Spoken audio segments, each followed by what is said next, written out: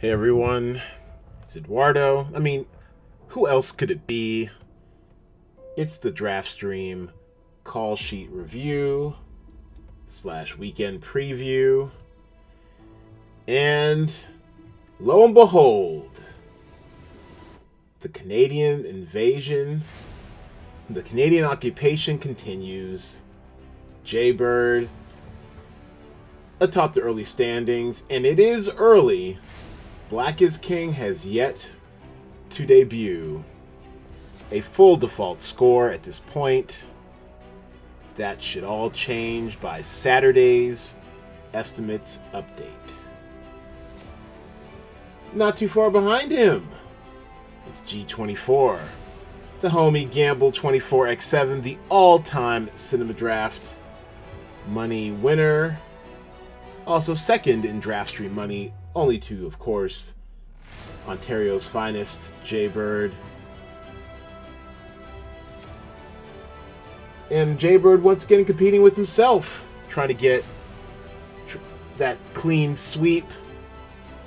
About 9 points behind G24. And look at this sandwich. Jaybird, G24. Jaybird, G24. Damn near just matching each other step for step for those top two money slots. And here I am, woe is me, on the outside looking in fifth. I mean, not out of it. Once again, Black is King is yet to debut. So we'll take a look at some of these call sheets. Jaybird going with... okay. Going with a 7-2-1 headliner, co-star, day player construction. Looks like he's heavy on In My Skin. Good instincts, so was I. And then he spreads it around a little bit. Locked up, has some exposure. Tijuana Jackson. Now, yo, let me tell you, I watched the trailer briefly, and oh, it's got an IMDb score now. Okay, so that's definitely going to change the calculus a little bit.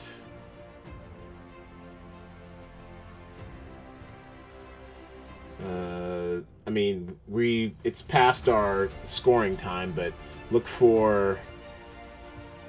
yeah, we didn't have it at the time of scoring, so look for that to factor in at the next update. Actually, just for S&Gs, let's see what that looks like. Tijuana Jackson. Oh, okay, so not a whole lot changes, but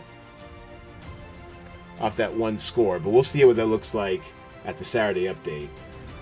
But yeah, Tijuana Jackson, if you get a chance, watch that trailer.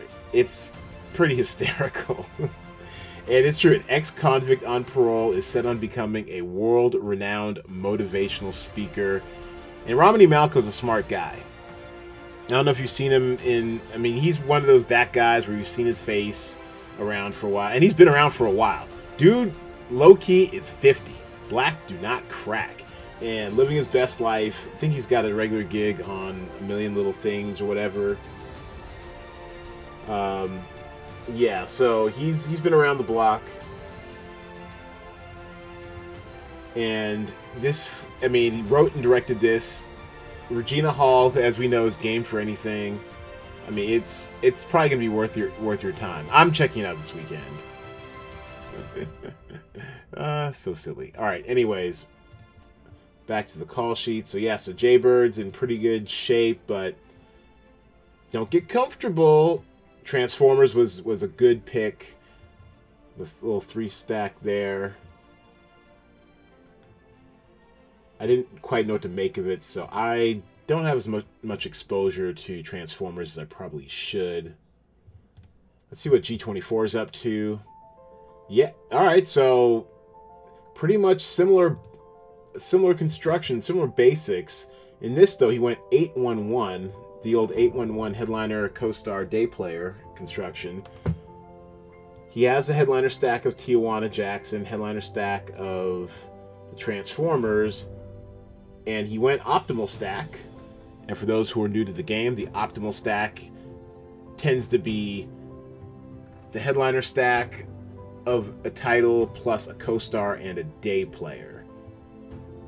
And then he also has of In My Skin. That's what he's got. And then Frayed, a headliner from Frayed. So this definitely seems to be a week where you're going to want to spread your exposure around a little bit. 1, 2, 3, 4, 5 titles he's exposed to.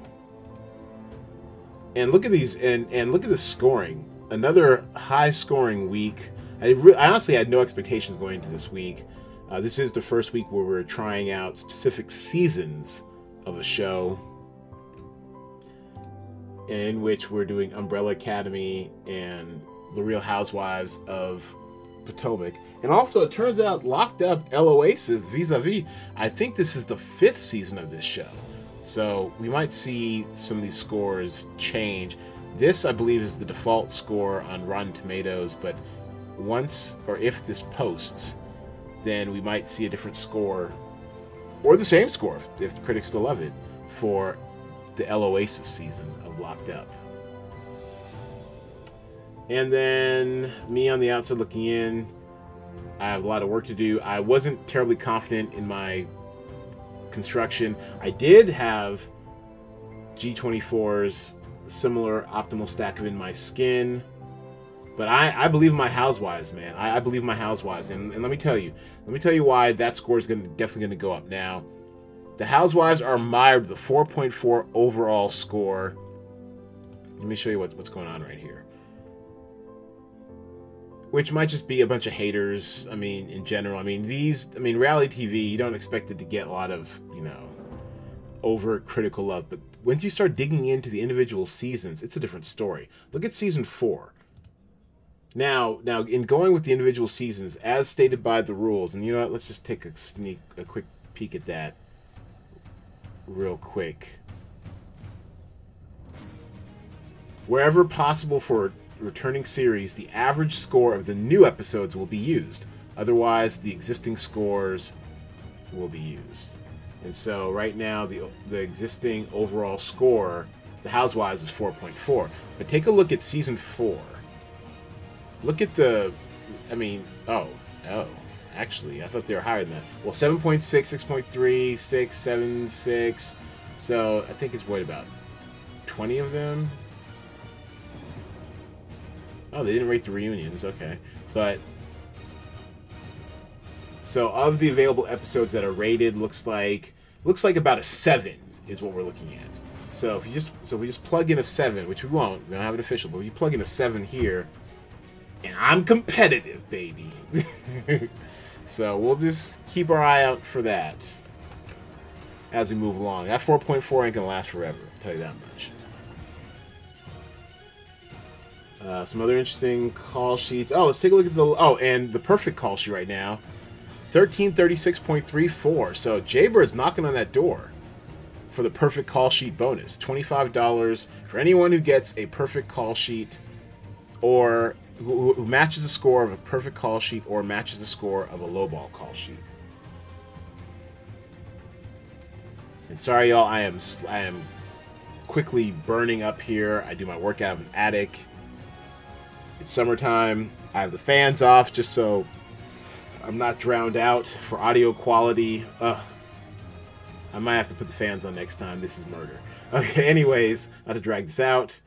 So the perfect call sheet, he has 1329. That's what, 7 points off the pace of perfect call sheet. And in this, it's it's distributed. 1, 2, 3. Okay, four titles still. Exposure Transformers, Tijuana Jackson, In My Skin 3-pack, and then a headliner stack of Frayed. This, of course, is definitely going to change. We still have Black is King coming. Don't get too married to any of these scores. Black is King right now has a default score because we know Beyonce handles her shit. She does not let anything leak. I'll never forget, what was it, 3 years ago? And she dropped that, maybe it was 4 years. I mean, time is a flat circle at this point during quarantine. But anyways, when she dropped that Christmas album, an album at Christmas time, the Beyonce pink-colored cover one, and lost my mind because I had no idea it was coming. Nobody did. And it was a visual album. I think it was her first experimentation with visual albums. Every song had a music video. It flowed. The songs were hot. Still probably some of her best work. And so I'm ready for anything. We already know the Beyonce stands, the Beehive is going to be out, scoring up the audience scores pretty high. So, you know, it's pricey. Exposure to Black is King is pricey, but will it be worth it? Will it give you 120 plus points for the basic total score to be worth it? We're going to have to see. Okay. So on the low ball end, Jaybird, a good 40 points lower than I am. Let's take a look at his call sheet. And Smart. The Wrong Stepfather right here. A nice 5-stack. That's, no, a 6-pack. A 6-pack of The Wrong Stepfather. 3-pack of Upside Down Magic. And Black is King headliner. Alright, sorry, co-star. Oh, that's kind of... Well, you know what? He did it to get over the hump, I guess, with budget. Could he have done that with a day player? Save some money? Because a co-star is definitely going to cost him. If this comes in at like 120 or so, that's definitely going to blow him out the water for getting the low ball. But, of course, what do I need to do to catch him? 40 points behind. And I do have exposure to Black is King, but I did a day player.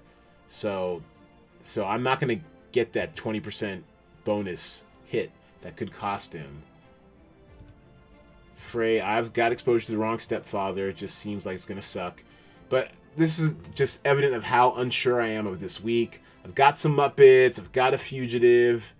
I've got some Upside Down Magic. But yet, I'm conflicted because on my call sheet, I have the Fugitive for a highball. I went kind of stars and scrubs with this call sheet. Black is King headliner. Tom Hopper from the Umbrella Academy headlining. I went 8-1-1. The Wrong Stepfather. I mean, and this is just me dumping salary here. I'm running out of salary, so I have exposure to The Wrong Stepfather. But there's no way this call sheet's going to win. Matter of fact, even without Black is King coming in, I'm in 9th place with this one. So this prospects, I mean, yeah, I could pick up 140 points on Beyonce. Still isn't going to put me where I need to be Jaybird, you know? So, I don't know. I didn't know what I was doing with this, but I tried. I was kind of rushing because what can I say? I got caught up watching the return of NBA. NBA's back. Rejoice. So Jaybird's off to a good low right now, but I still could possibly catch him, but it doesn't look likely. Arutakalap. We're just going to call her PK. This is Pollock Kathuria backwards. Our great designer. Busy banging out the screens and the UI design for you all. I have a feeling we will be pressing buttons instead of copying and pasting in August, thanks to her good hard work. And this, ostensibly, I think, is supposed to be a lowball call sheet, but what she's got wrong is that she does not have the minimum $75,000 budget. No, you need to have at least $75,000 budget to qualify for the lowball. So, thanks for playing, Pollock, but you cheated. It's not quite. You need to have at least $75,000. I like where your head's at. A heaping helping of the Fugitive, because this is Quibi, and let's just talk about Quibi real quick, or as I called it in the preview, in the talent pool preview on Monday, this is Quibi's last stand.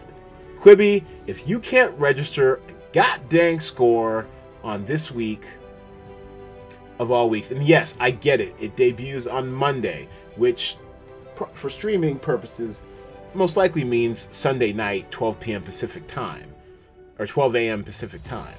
I mean, get it together. The Fugitive, I mean, star-studded. You got Kiefer Sutherland in it, and Boyd Holbrook. My girl Tia Surkar, love her. If you can't get a rating, a review, anything, we're never coming back to you again. I mean, as it is, by the time we launch for real, most likely in September or October, you might not even be around as a service, but we're trying to help you out here. We're trying to give you some shine, and you never come up with a damn score. Matter of fact, just to show those who are new here why I'm so annoyed with Quibi, let's go to the master score list real quick. And if you sort by platform, and you go down to Quibi, see, we've only done 2 because they've just disappointed us so greatly. All default scores. Actually, hold on a second. Oh, yeah. So this default score is different than this one only because this is really early on and we were still working out the kinks on, or we were working out the kinks with our scoring. We eventually reverted back to this. So, but all default scores, no, not a single audience member or critic deigned to weigh in on a Quibi show. So damn it, Quibi, you gotta show me some, otherwise we're not coming back. I'm telling you, we're not coming back, Quibi. Get it together. If you can't do it for The Fugitive, it's a wrap for you, all right? So this debuts Monday, so we're probably not going to see any real momentum anyways until... Oop, didn't mean to do that. We're not going to see any real momentum anyways until, say... not even momentum, but we're probably not going to see a score, really, until maybe our Sunday update at earliest, or most likely our final scoring update. So anyone who's got The Fugitive on their call sheet is rolling the dice. I applaud the risk-taking. And let's welcome in to the fold Henry YYZ, also a fellow Canadian. You're not alone, Jaybird, you're not alone. And it looks like his second call sheet is slightly ahead of his first one. Let's see what's going on here. Oh, okay, so as far as nailing all the requisites, you're off to a good start. Left a lot of money on the table here. I probably would have used a little bit more salary if you were aiming for a high. If you're going for a low, this actually makes a lot more sense. Actually, this looks like it's trying to be a lowball call sheet. But it looks like Transformers knocked you out the box. Too much love for anime if you're going for the lowball. If this was, as far as construction goes, if this was a lowball call sheet, this isn't too bad. Except you made the minimum 75,000, which is good. But you probably want to have only one headliner if you can afford it, and more day players. So this is a lowball call sheet. The construction's almost there. You want to have only one headliner because that 40% bonus is going to kill you. And probably one more day player would have helped you out with this to be low. But as you can tell, I mean, 300 points distance between you and Jaybird. Probably not going to happen this week. The other call sheet he had right next to his looks like a more traditional one, but in this one, and these are just beginner's tips for you, historically we have never seen a perfect call sheet have more than one day player on it. So you want to choose your day players carefully. Day players in this game tend to be very helpful when you're going for a low ball, but if you're going for a high score, you really can only afford to use one day player. 1, 2, 3, 4. Yeah, 4 day players is just a little too much. We came close. About 3 or 4 weeks ago, we came close with Hamilton. I thought maybe a day player from Hamilton might make the cut. But there usually just isn't enough distance between the top scoring title on any one week and the next highest scoring title to justify having more than one day player. More than your requisite one day player on your call sheet.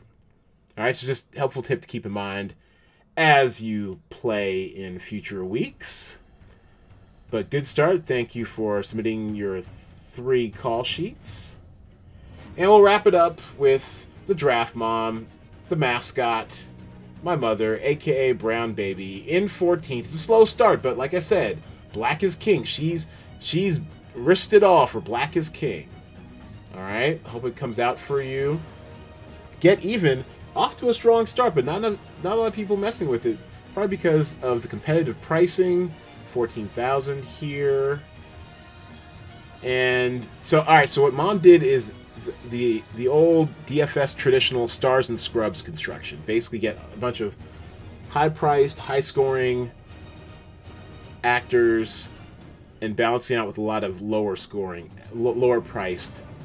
possibly lower scoring actors, but you're basically risking it all on the high. So she's all in on Black is King, Get Even. Even the Muppets are commanding some respect. Early on, all these you see have yet to debut, so you know these scores will change. Will it be enough to vault her from 950 to close a almost 400-point gap. I don't know. A lot has to happen, both on her end and on Jaybird's end. But it's not the worst construction I've seen out of Mom. And actually, I applaud her for coming up with Stars and Scrubs herself. She's committed to the cult of Beyonce. She's hoping for, I don't know, like 140, 150 headliner bonuses. Actually, oh, I'm sorry. It's one headliner, one co-star. Ooh, yikes. Okay. And actually, in this case, Mom, if I were you, you probably could have squeezed out another $300 if you went with Beyonce, her husband, who's priced $300 cheaper. Same points, a little less expensive. You might have been able to get maybe you could have spent that extra $700 somewhere else. Just a pro tip for you, Mom. Otherwise, I like the strategy as far as Stars and Scrubs. Might not pay off for you this week, but I like the fact that you came to that on your own. The mascot, love her. And then, oh, actually, and yeah, my lowball call sheet. Yeah, it's all over the place. Oh, that's right. I think we already covered that. Okay, we're done. I'm melting. It's too damn hot. It's been 21 minutes. This has been a long recap. But thanks for playing, everybody. I'll see you here back on Saturday, sometime after 12 p.m. Pacific time, with your video Saturday estimates update.